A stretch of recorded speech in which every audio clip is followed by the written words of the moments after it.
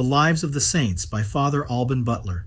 February 6th, St. Guarinus of Palestrina. This saint was born in Bologna. As a child he was given to fasting and prayer and did not like the amusements and occupations of adolescence. Against the wishes of his father, who wanted an heir, he decided to become a priest and was duly ordained.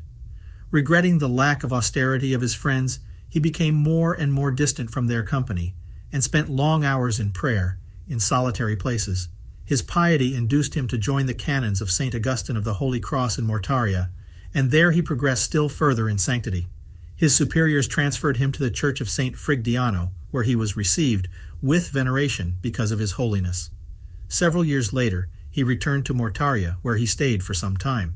At that time, a local episcopal see became vacant, and because of Guarino's great fame, he was chosen for it.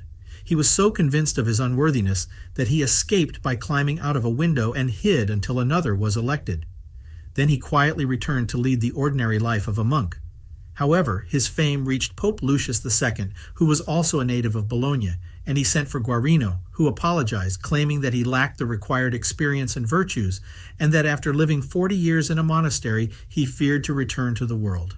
The Pope insisted, and in view of this, he went to Rome, where he was consecrated to the See of Palestrina, which had attached to it the dignity of Cardinal.